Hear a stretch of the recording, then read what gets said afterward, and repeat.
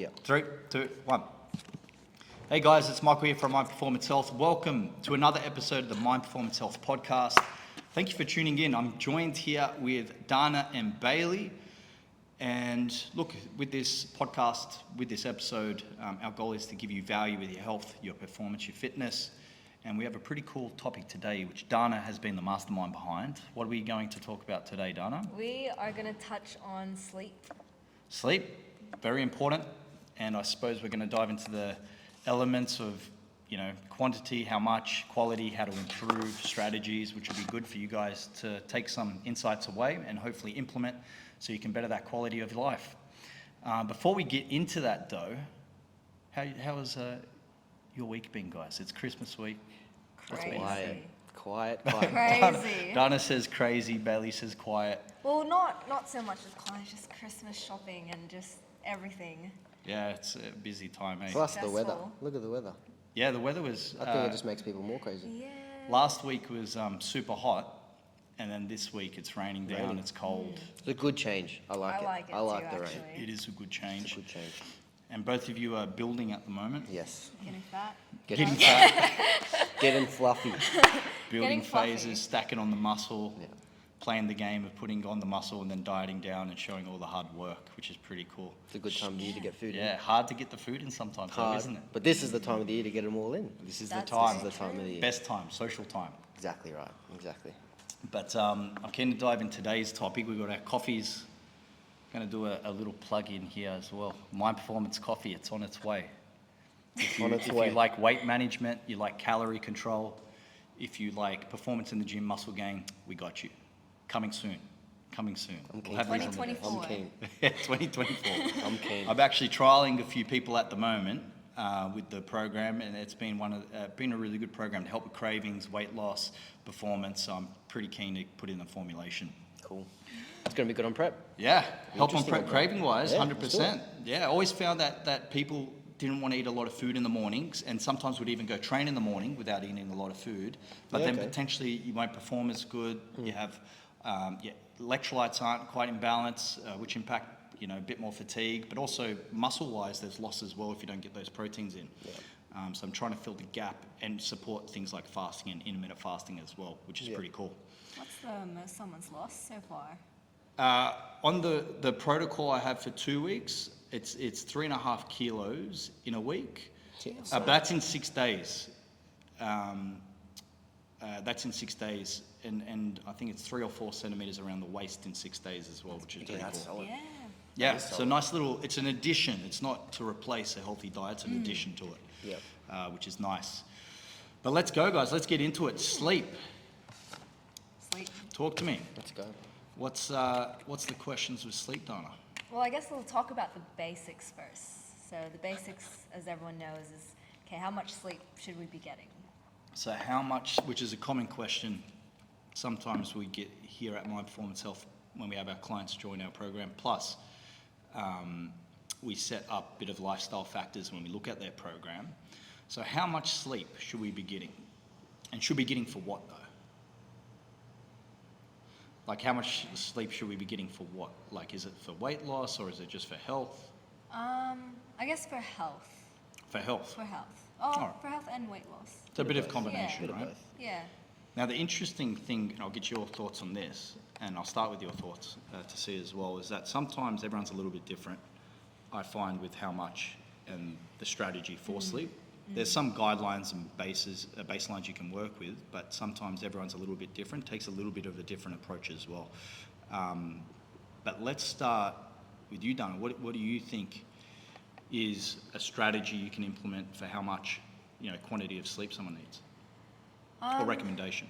Well, I would always recommend to my clients at least that 7 to 8, and then also having a proper sleep schedule. So a normal time where they would go to bed and a time that they would wake up and have that consistent. Yep. So 7 to 8 hours is kind of the amount of time, and then having a routine. And why do you think the routine's important? Well, you go through different phases in your sleep cycle. So if you don't have a set routine on your sleep, a lot of people actually miss the first phase of that cycle, and that's actually I heard one of the most important phases of your sleep. Yeah. I'll cover the phases in a second as well, sleep wake and the cortisol and melatonin, and give some insight with that too, what I've learnt from others. But you're exactly right. And would you not agree that we're pretty much like habitual creatures, like we need habit? Oh yeah. Yeah. Oh yeah. Yeah. Big yeah. time. Yeah. And I've seen that with clients too. Those that kind of have a routine often get, greater progress, greater success. Yeah. And even if you don't have a consistent routine, there's still things you can do to optimize things. But usually if it's routine based, the body knows, when to action things, which helps. Yeah.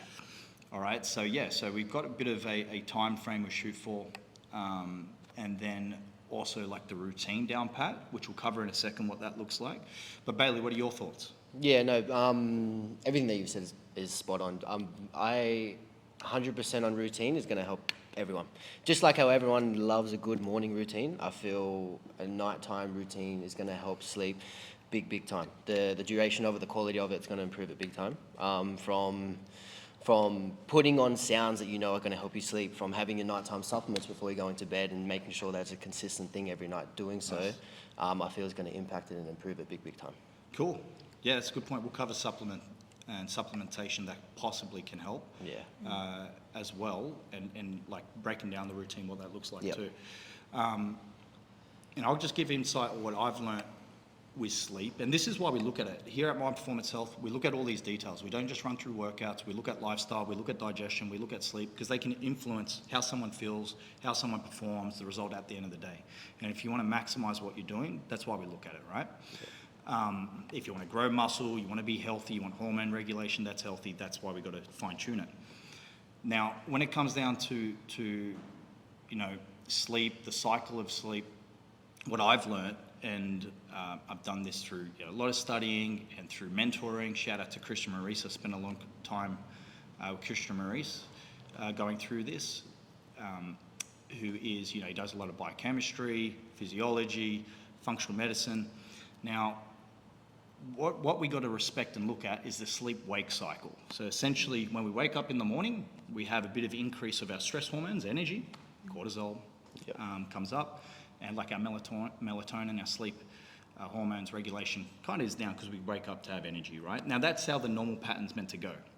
So energy comes up, right, and then simply as we go throughout the day, we start to get a bit of a dip around that mid-afternoon. Hence why there's like siestas, right? Naturally, that's our natural kind of sleep-wake cycle. So we get a bit of a dip. Now, overseas, different countries, that's when they use the siesta. They actually go sleep and then they wake up again later. This modern society, I suppose in like Australia here and that, we don't necessarily do that. But sometimes clients will say, oh, I'm a bit tired in the afternoon. Yeah. Right? Yeah. Now, there's many other factors that could happen, but yeah, it could be just a sleep-wake cycle. Then you get that little bit of a slump, and then your energy kicks up again, and then it's meant to come down for night, Yeah. right? And then melatonin kind of comes up and you fall asleep. That's how it's meant to happen. You're meant to get that bridge crossing of the hormones doing their thing. This day and age, though, that doesn't always happen. Yeah. Why do you think? I guess inconsistency. Yeah. The routine. Yeah, so messes it up. let's break down with that. Well, even so we understand that stress hormones, if they're high, which is energy, can impact our sleep. So with our routine, we'll cover in a second too, but this day and age, would you wonder or think that in the afternoons, people are on their emails, they're working, at night they're working, do you think their stress comes down sometimes or it's bumped up? Probably bumped up. Bumped up, right? So, like I said, physiology-wise, those things that create energy are higher when they're meant to be down, which then can impact your sleep later on, right? And a routine, all that kind of stuff can definitely help kind of subside that a bit so you can get a restful night. Yep. So it's important, I think, to be aware that, we're trying to, and you'll hear it with clients, I'm very energetic at night, and I'm not shutting down. Well, we want to kind of support that system. Do you agree? Yeah. Cool. So let's look at things we can do. Bailey, like routine-wise, what's some simple strategies, say, to help wind down, to help a better sleep? Well, one being really like for me myself, I need sounds when I sleep. So making sure I'm putting sounds on. For me, sec 2 being definitely supplementation. I feel magnesium, nighttime magnesium, has helped big time. So ever since then, you do feel a difference taking it. But also little things as in like, let's try to remove phones. Let's try to remove technology. Let's try to, even like reading a book 20 minutes before bed and try to remove any blue light. Making sure the room's dark. And even there's studies that even meditation before bed sometimes really improved. Yeah. So just trying to wind down and try to manage the stress, obviously the day that you've had, and try to really put that to the side and just try to get your mental state into a relaxing position, ready to sleep. Removing technology is definitely one, Yeah. big time. Removing the light, getting off phones, getting off TVs, and just try to actually put yourself into a state ready to sleep.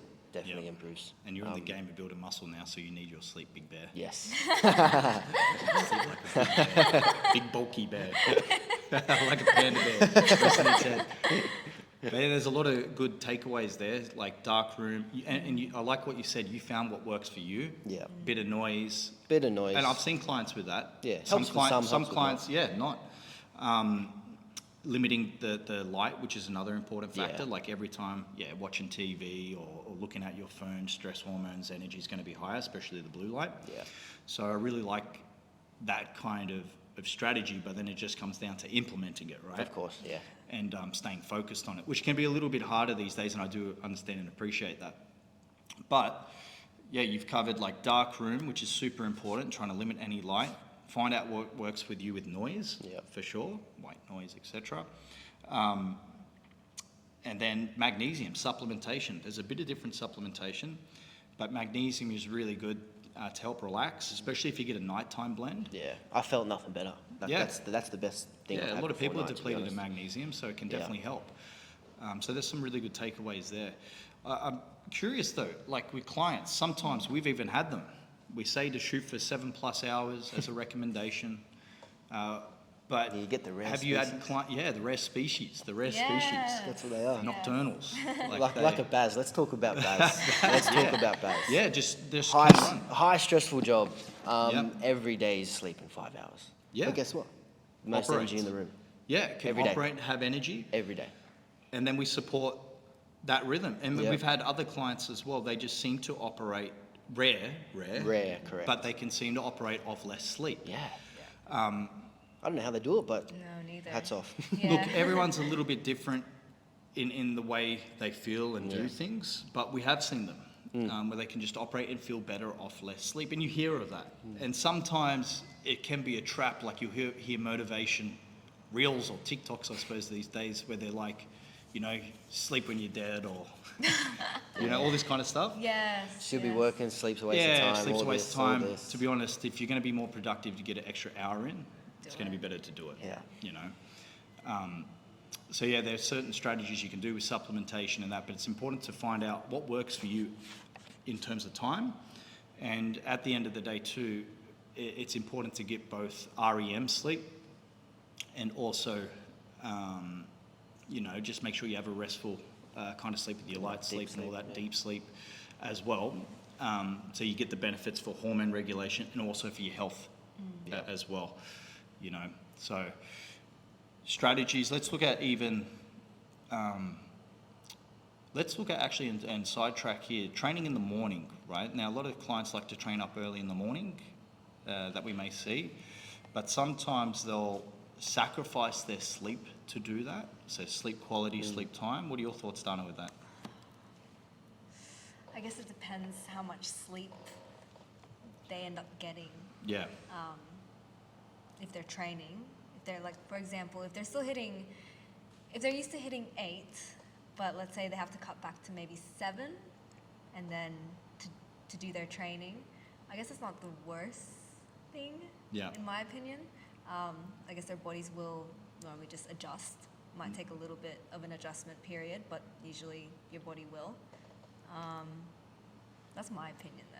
Yeah, cool. Yeah, but depends. Yeah, it depends how many hours they're actually I getting. agree. Yeah. 100%. There's all context always. So it depends how many hours, and it depends, like if they're choosing to train but only sleeping 4 hours Yes, and they don't yes. operate good off 4 hours, Yeah. I think you possibly could burn the candle at both ends Yeah. and get hit a plateau much sooner and Yeah. potentially go backwards if there's too much inflammation and fatigue, you know. So Both are very, very important, right? So I feel Yeah. like you got to see what works best for you. If waking up in the morning early to go train is going to sacrifice a bit of sleep, but then either vice versa, you're going to go train and it's going to affect sleep. You got to manage them both and try not to impact yeah, both in a negative way. agreed. And also, Yeah. some people perform better in the morning, some perform better at night time. Yeah. 100%. So if that case is the morning, it touches down basically how more important it is to have a routine at night time to make sure we're still getting that adequate enough time of sleep. Yeah, yeah. You don't want to, and I understand training is a tool. It's, you know, you get most of your results from that training from adapting afterwards, obviously. Yeah. So if we understand sleep helps us adapt and grow and perform, and create, you know, healthy hormone regulation, well, if we need impact more of that, yeah, Yeah. yeah. So we've got to be smart in the way we do it. Yeah. And I'd say too, actually, one of the most greatest things I did hear from sleep, and I'll give a shout out to Christian for this as well, is he said, Michael, you know why people struggle with sleep sometimes? I was like, oh, I know what you mean. is it I lack know of, this. they're not taking their what you magnesium, or is it their routine? And he It's very goes, true. it's actually because they don't look forward to their next day. And that's big. I To be used to honest, be that that is very person. big. Yeah, I used to be that's that person. massive. I love that. Chris one is too. waving to us. He's like, all right, we've got to wind up. Time. That's okay. I think it was an important one to end on.